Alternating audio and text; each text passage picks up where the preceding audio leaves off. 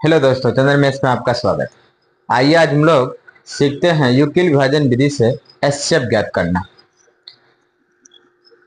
पहला प्रश्न है 135 और 255, दूसरा है 196 और 38 220। इसी तरह से हम 6 प्रश्न लिए हैं। इसमें से 2 प्रश्न हम हल करके बताएंगे कि किस तरह से यूक्लिड विभाजन विधि से एचसीएफ ज्ञात करते हैं। तो ध्यान दीजिए, सबसे पहले तो इसके बारे में जान लेते हैं कि यहाँ पर क्या होता है। भाज्य होता है जिसको ए से दर्शाते हैं। किसे दर्शाते हैं? ए से। इसको बोलते हैं भाजक, इसको बी से दर्शाते हैं। और ये आपका भागफल हो गया, इसको क्यू से दर्शाते हैं। और नीचे जो होता है उसको बोलते हैं शेषफल, और शेषफल को आर से दर्शाते हैं। इतना आपको आना चाहिए, पहले से आता भी होगा। और यूक्लिड विभाजन प्रमेय का क्या होता है? यूक्लिड विभाजन प्रमेयिका ए बराबर बी क्यू प्लस आर, मतलब इसी रूप में हमको हल करके देखना है एचसीएफ किस तरह से ज्ञात करते हैं। तो उम्मीद है कि आपको इतना सारा चीज पहले से आता होगा। तो आइए एक एक प्रश्न हल करके देखते हैं। इसमें से हम पहले ये सी नंबर ले लेते हैं, उसके बाद आपको इसमें से और कोई एक प्रश्न हल करके दिखा दें। तो सी नंबर हम बना के बता रहे हैं, ध्यान दीजिए आप लोग इधर ध्यान से। तो इसमें से 867 और 255 का हम एचसीएफ ज्ञात करते हैं। तो 867 में पहले हम रफ कर लेंगे। कैसे रफ करेंगे? तो 867 में हम भाग करेंगे 255 से। किससे भाग करेंगे? 255 से।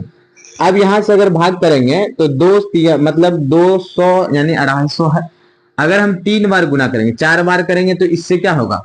ज्यादा हो जाएगा। 800 तो ऐसे पुट जाएगा, यानी कि हम 3 बार लगाएंगे। तो 3 पचे 15 की 5, 1, 3 पचे 15, 1 16, फिर 1, 3 दूनी 6, 1 7, यानी कि 765। तो यहाँ पर क्या करना है? 7 में से 5 गया 2 होगा, यहाँ 0 होगा, और यहाँ पर कितना हो जाएगा? 1, यानी कि 102। अब 102 से क्या करना है? 255 को भाग करना है। अब 102 से कितना बार लगाएंगे? 3 बार में क्या होगा? ज्यादा हो जाएगा, तो हम 2 ही बार लगाएंगे। तो 2 दूनी 4, और 2 गुना 0 0, 2 एकम 2, यानी कि यहाँ पर 5 में से 4 गया 1 हो जाएगा, यहाँ बचा 5, यहाँ तो क्या होगा? कट गया। अब जो 51 बचा है, फिर 102 को हम यहाँ लिखेंगे, अब फिर भाग करेंगे। आपको पता है कि 51 से जो है 102 2 बार में आ जाता है। तो 2 बार हम हल करेंगे, 2 बार गुना करेंगे तो 2 एकम 2 होगा, 2 5 10, यानी कि 51 जो है आपका एचसीएफ ज्ञात हो गया। यानी कि ऐसे अगर हम बनाएंगे तो इसको बोलेंगे भाग विधि। अब इसी तरह से अगर हम रफ करके इधर लिखेंगे यूक्लिड विभाजन प्रमेयिका विधि से, तो यहाँ पर आपको पता है कि यहाँ क्या होता है? ए, इसको क्या बोलते हैं? बी, इसको क्या बोलते हैं? क्यू, और नीचे जो होता है उसको क्या बोलते हैं? आर, यानी कि शेषफल। इसी तरह से आपको यहाँ लिख देना है। अगर किसी को कन्फ्यूजन हो तो आप पूछ सकते हैं। तो यहाँ लिखेंगे 867 अब बराबर बी के जगह में 255 है, और क्यू के जगह में 3 है, और शेषफल के जगह में 102 है। आप डायरेक्ट भी बना सकते हैं, लेकिन रफ कर लेंगे तो गलत होने का चांस 0 होगा। अब क्या करना है? अब यहाँ पे जो है, अब ये हो जाएगा ए, तो अब इसमें हमको देखना है ये मतलब यहाँ पर जो है ए हो जाएगा, ये बी हो जाएगा, ये क्यू हो जाएगा, यहाँ पर आर हो जाएगा।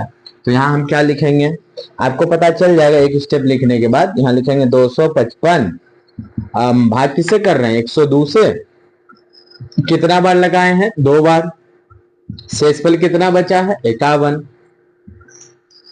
उसके बाद देखिए, आपको पता चल गया होगा कि यही चीज जो है यहाँ आ जाता है, और ये 102 से फिर गुना करते हैं। तो यही चीज से फिर देखिए 102 जो है फिर यहाँ आएगा, और यही 51 से हम भाग करते हैं। कितना बार भाग किए? 2 बार, देख लीजिए। और यहाँ पे शेषफल क्या बचा है? 0, कुछ नहीं है तो क्या होगा? 0। तो यही आपका 51 है, यही आपका एचसीएफ हो जाएगा। उम्मीद है कि आपको समझ में आ गया होगा। अब इसी तरह से हम आपको दूसरा प्रश्न हल करके बताते हैं। इसमें से आपको हम बी नंबर हल करके बता देते हैं, उसके बाद देखते हैं।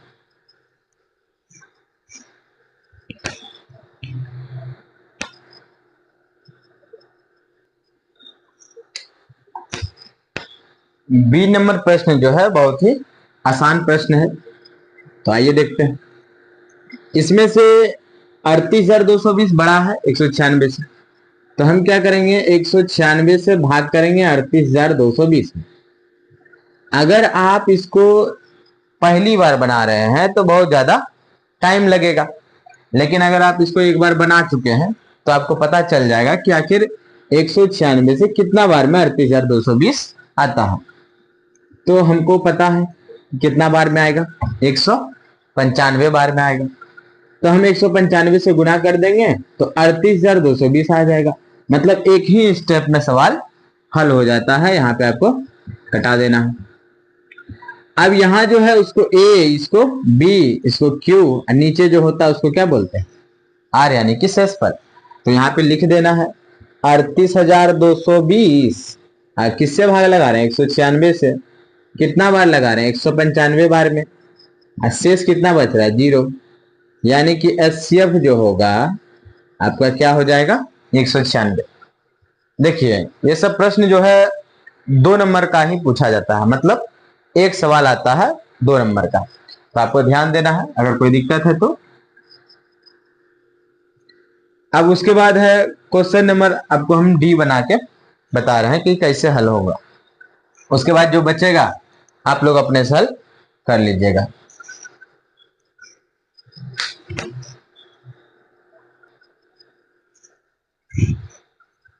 आइए देखते हैं क्वेश्चन नंबर डी हल करके। तो ये उदाहरण का प्रश्न एग्जाम में भी पूछ सकता है। तो आइए देखते हैं। 12,576 जो है 4,052 से बड़ा है। इसमें हम क्या करेंगे? 4,052 से भाग करेंगे 12,576।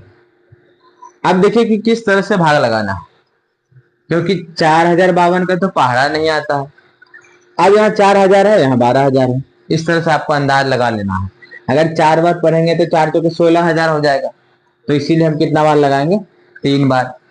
तो 3 दूनी 6, 3 पचे 15 की 5, एक बचा। 3 गुना 0 तो 0 हो गया, एक बचा है।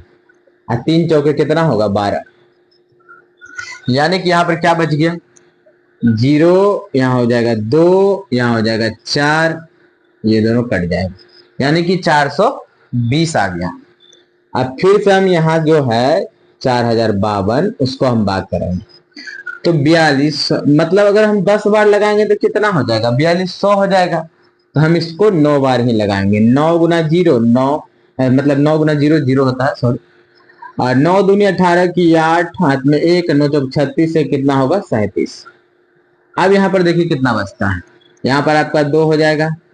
अब यहाँ 5 में से 8 तो नहीं घटेगा, फिर यहाँ से पैसा होगा तो पहले इसके पास 10 होगा, फिर यहाँ से यहाँ आएगा पैसा, तो होगा 15 में 8 गया तो होगा 7। अब यहाँ बच गया 9, 9 में से गया 7, हो गया 2, यहाँ तो कुछ नहीं बचा, कट गया। अब 272 से हम भाग लगाएंगे 420 को।